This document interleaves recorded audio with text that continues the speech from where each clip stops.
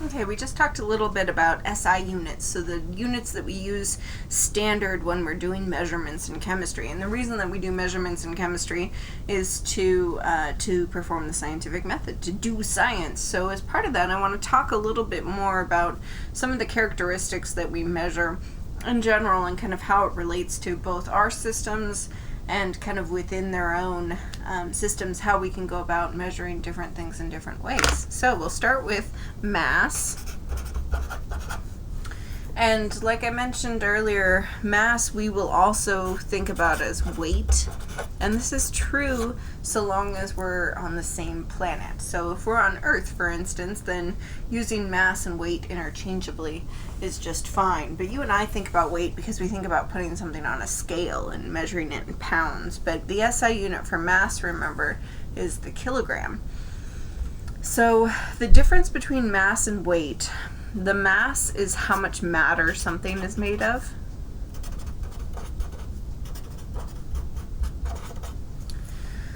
And recall that matter is stuff, so how much stuff something is made up of, whereas weight is the effect of some force on that matter. And when we're talking about a force, we usually talk about gravity.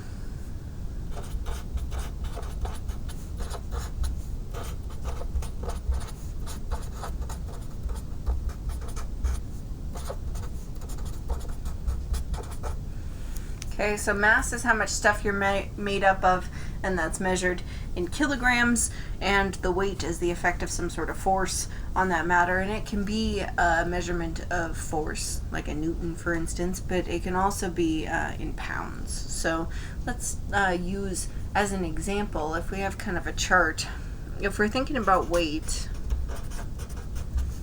so let's talk about on Earth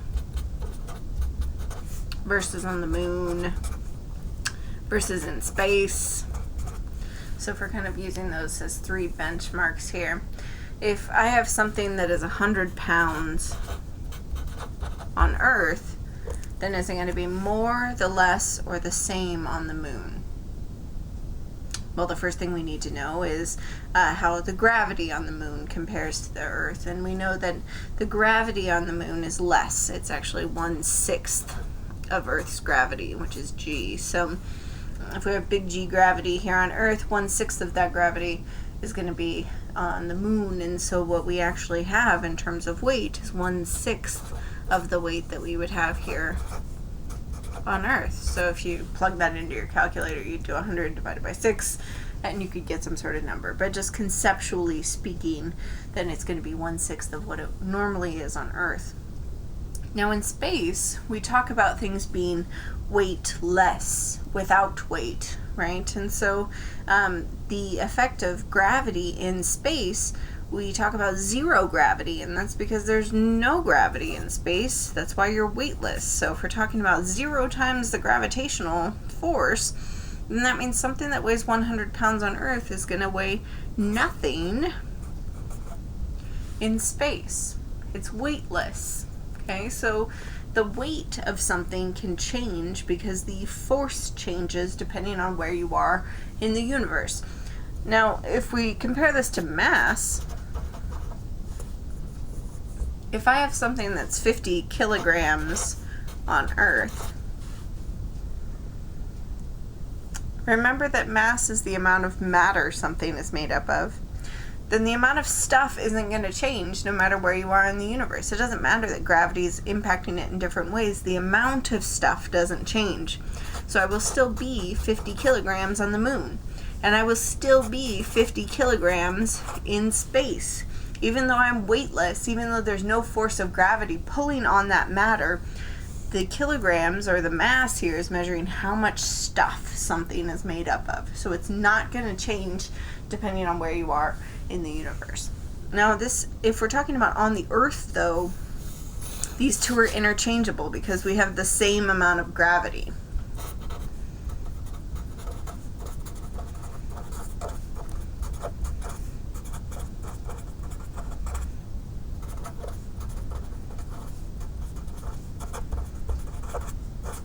So if we have the same force pulling on these things, then it doesn't really matter whether we're talking about mass or weight, because we're comparing the two, and the force basically just kind of divides out, so you don't have to worry about that. Okay, but if we're talking about different things in different parts of the universe, which we could be, there's no reason that we wouldn't be, as chemists or as scientists talking about different things, then that's just something to keep in mind. Okay, the next thing I want to talk about, besides mass, is volume. We said that chemistry is the study of matter, which is anything with mass and volume. And remember that volume is the amount of space that something takes up. So we usually think about a volume of a liquid, for instance, and we in the US talk about gallons. I go out and get a gallon of milk. But our SI unit for volume is the liter. And the liter is actually a derived unit. And it's derived from length.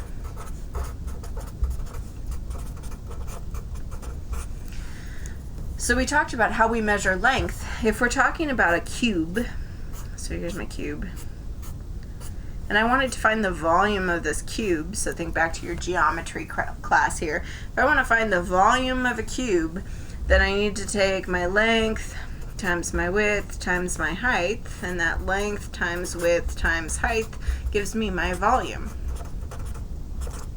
Now all of these measures, the length, the width, and the height, they're all distances, they're all lengths. So if we're thinking about them in terms of our SI unit, this could be a meter times a meter times a meter, and that would give us a volume unit of a meter cubed. So we would think then that the SI unit for volume should be a meter cubed, but if you visualize that, so visualize your meter stick. I have a meter stick here, or a yardstick for thinking in terms of our US customary system here. So we have a meter by a meter by a meter. That's a big box. That's a big amount of space. And if we're talking about how much space something takes up, and I want to talk about the volume of an atom, then talking about it in meters cubed is ridiculous, right? That's too gigantic of a unit to talk about the volume of something as tiny as an atom. So instead, we use the liter. And volume can still be related to length in that way, but we can't always find the volume of something that has exact sides. What if, for instance, I wanted to find the volume of a, and this is going to be poorly drawn, and I apologize in advance, but here's my key, right? If I wanted to find the volume of the key,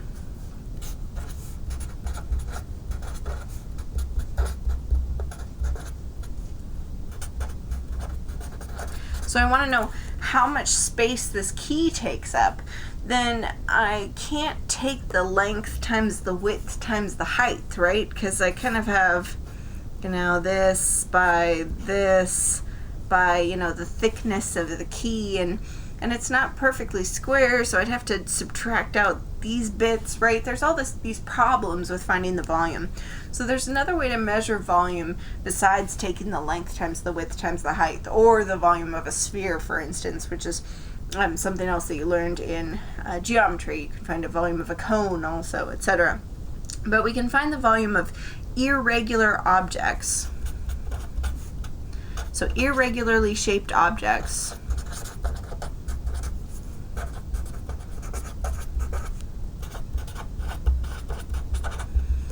with what is called displacement.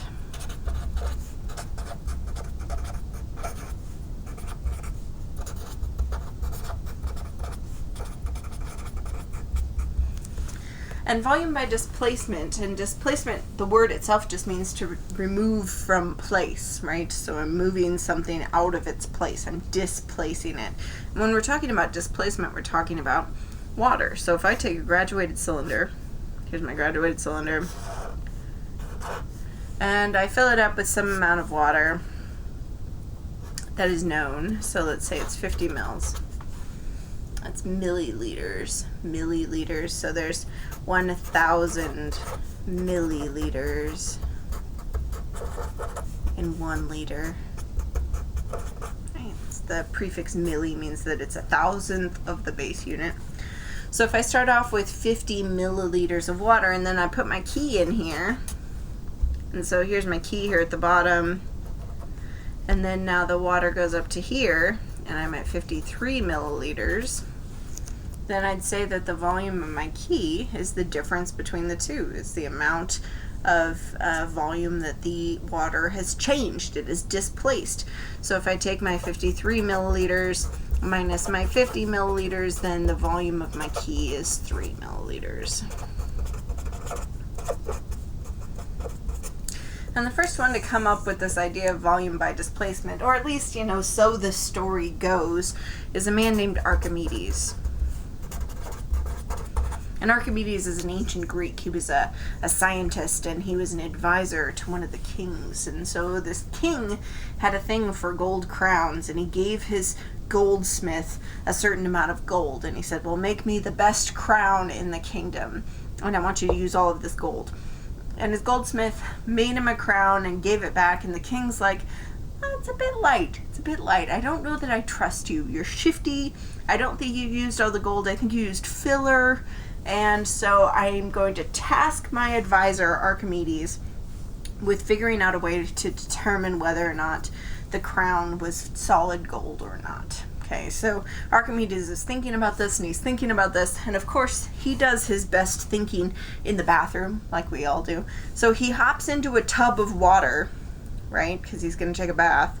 So he hops into a tub of water, and he notices that when he gets into the water, then the water rises, and the water rises proportional to his volume, right? The volume of him as a person. And he hops out of the tub and says, Eureka! That's where it comes from, which means in Greek, I have it.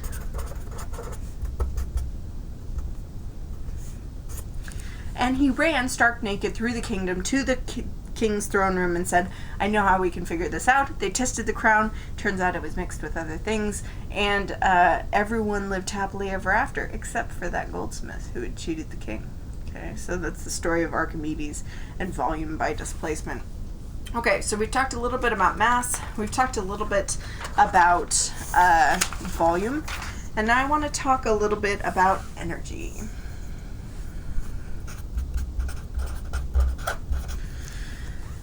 Energy, at least in a scientific concept, is the capacity to do work.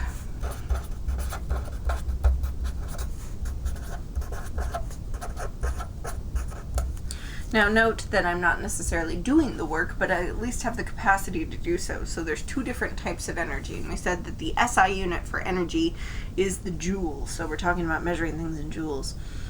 So my energy is my capacity to do work, and there's two different types of energy, and you've heard of these before, kinetic and potential.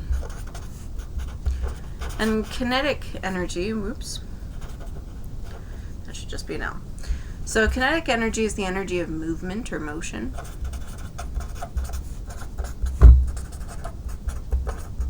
So anything moving around, me writing, me moving my pen, me moving my hand, those are all kinetic energy, because this is all energy of moving things. So the work that I'm doing really is defying the force of gravity. I'm lifting up the pen, and so I'm defying the force of gravity. I have to put in work, I have to put in energy to do that, okay, which makes it sound pretty impressive. This is potential. This is TIAL. I'm not sure what that weirdness is. So potential. Potential energy is usually described as stored energy, or the energy with the potential to do work in some way, shape, or form. So potential energy is usually based on position. So if I have a hill, for instance, here's my hill. If I have a ball that's at the bottom of the hill versus a ball that's at the top of the hill, the ball at the top of the hill has greater potential energy. So greater potential energy at the top, lesser potential energy at the bottom. Okay, so the position of the thing matters. It matters where the thing is located, or the height of it matters, at least if we're talking about a ball on a hill. Okay, if we're talking about potential energy in terms of chemistry, because yes we are, then we're talking about the energy of chemical bonds.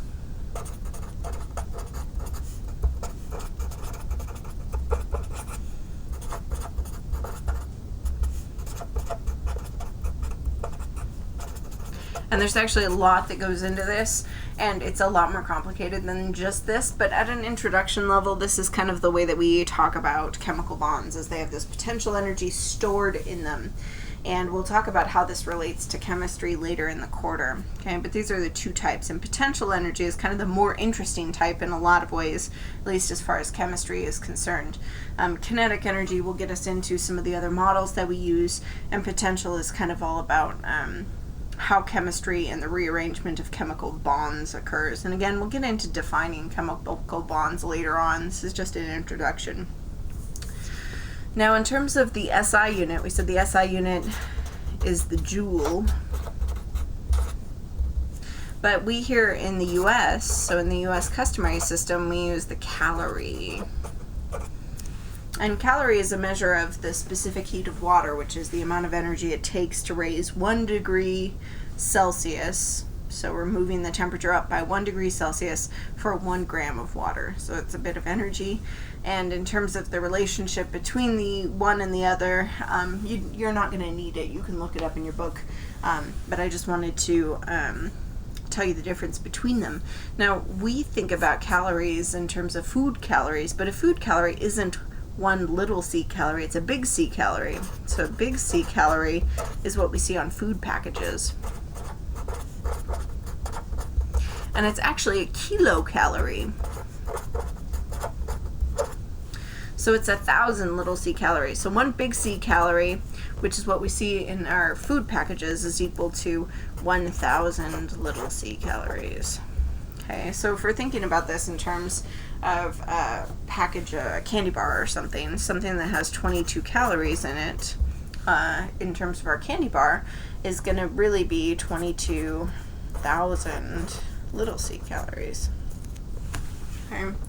And so if we're thinking about this in terms of our definition of a calorie, we said that it's the amount of energy that it takes to raise 1 gram of water, the temperature of 1 gram of water by 1 degree Celsius. So the 22,000 here, this would be the amount of energy that it takes to raise the temperature of 22,000 grams of water by 1 degree Celsius. Okay, so that's a lot of water. 22,000 grams is quite a bit, and that would take a lot of energy because water has a pretty high heat capacity, and we'll get into that when we talk about water a little bit later in the quarter. Okay, so that's energy. That's kind of the talking about measuring energy. Now, the last thing that I want to talk about is temperature. And I mentioned in the SI unit video that there's 3 different scales, but the SI unit for temperature is Kelvin. So we have Kelvin here, that's K. We have our degrees Celsius, and we have degrees Fahrenheit. So note here that it's a degree of Celsius, it's a degree of Fahrenheit, it's just a Kelvin. So it's not degrees Kelvin, although you see that a lot. If we look at this in comparison to things like water, let's take boiling water, for instance. Water is H2O, so I'm going to abbreviate it there with its chemical formula. And freezing water, those are 2 temperatures that we know pretty well. We're pretty comfortable with water. We've been interacting with water our whole lives. So if we compare the 2 of them, then it's kind of an easy way to tell the difference between our different scales. Now, the easiest, especially for water, is Celsius, because Celsius freezes water at 0 degrees Celsius, there's my 0, and it boils water at 100 degrees Celsius. So that's pretty easy, that's pretty nice. And actually the reason that it is so nice is because the Celsius scale was built around the behavior of water. So the person who came up with the Celsius scale said, well, we're going to take freezing point of water, and that's 0. And then we're going to take the boiling point of water, and that's 100. And then we'll figure out the degrees in between. Okay. Now the Fahrenheit scale, Fahrenheit was named again after Fahrenheit, and it has a little bit of a different range. If we look at the freezing point, it's 32 degrees Fahrenheit, which is probably something that you know. You may not know the boiling point, though. It's 212 degrees Fahrenheit. And again, we think of our temperature in Fahrenheit, so it was like 50 degrees Fahrenheit today, and that's just the way that we've grown up thinking about it, but other countries are different. So if we're looking at the difference between these 2 scales, which one is bigger?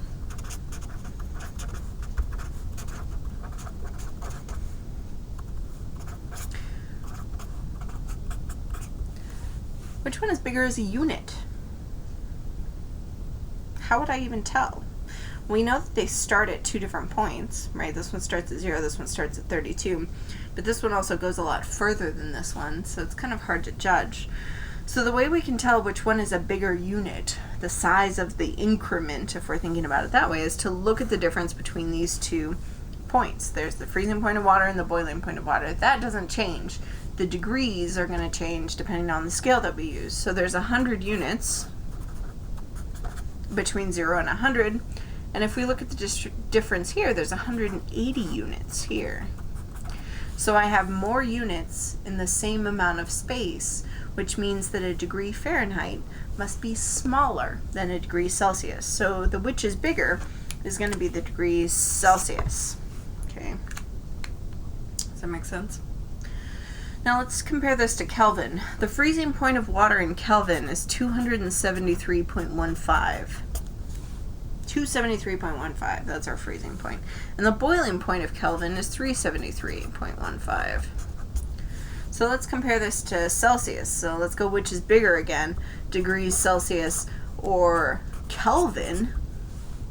Okay, now we're looking at these 2 scales, and if I look at the difference between them, the freezing point and the boiling point, I can see that I also have 100 units in here. So neither one is bigger than the other. They're the same size. They just start at a different starting point.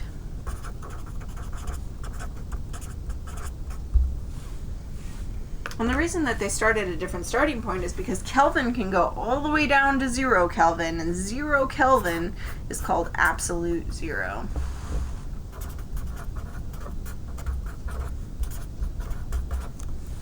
Absolute zero. And we're going to hear about a model called kinetic molecular theory that says that everything is always in motion. And that's true, but there's one exception to that, and that's at absolute zero. Absolute zero is the temperature at which all motion ceases.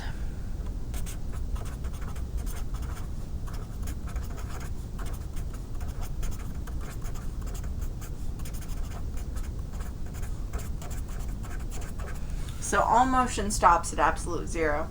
And if you think about this in the other scales, then they tend to be kind of crazy numbers that we would never even think about, like negative 273.15 Celsius and negative 400 and something Fahrenheit. So that's really cold, right? And absolute zero is something that we haven't been able to reproduce on Earth yet. We've gotten pretty close. We've gotten down low.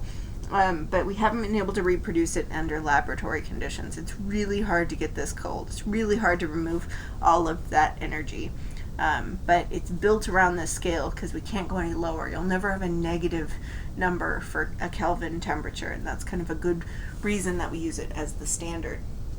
Okay, so that gives you a little more information about how we measure these different quantities and kind of the differences in the scales. And if you have questions on any of this, please don't hesitate to ask, and I'll talk to you again soon.